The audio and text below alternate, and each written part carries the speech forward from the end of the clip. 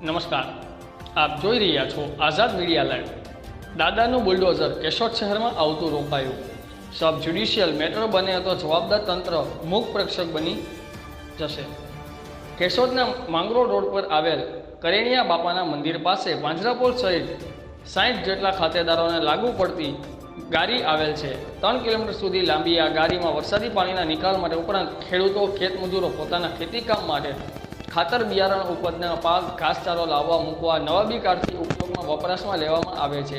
ત્યારે માંગરોળ રોડ પર ખેતીની જમીન બિનખેતી થતાં પોતાની હદમાં હયાત ગાડી આવે છે એવું એકતરફી નિર્ણય કરી ચૂનાથી પટ્ટો કરી યુદ્ધના ધોરણે જેસીબી મશીનથી માટીના પથ્થરથી ભરતી કરી ગાડીની જગ્યાએ પોતાની જમીન સાથે ભેળવી દેતા વરસાદી પાણીના નિકાલનું વહેણ રોકવામાં આવેલ છે।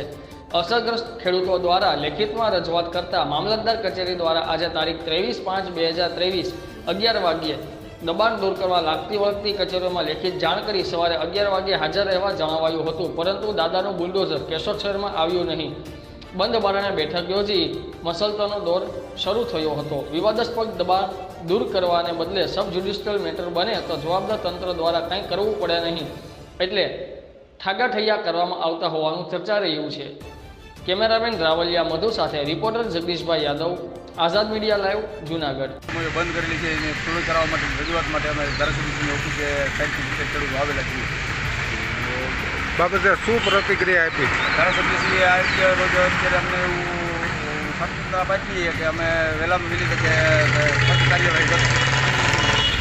આજ તારીખ સુધીમાં જે કંઈ કાર્યવાહી થાય એ કાર્યવાહી કરીને અમે ખોલાવી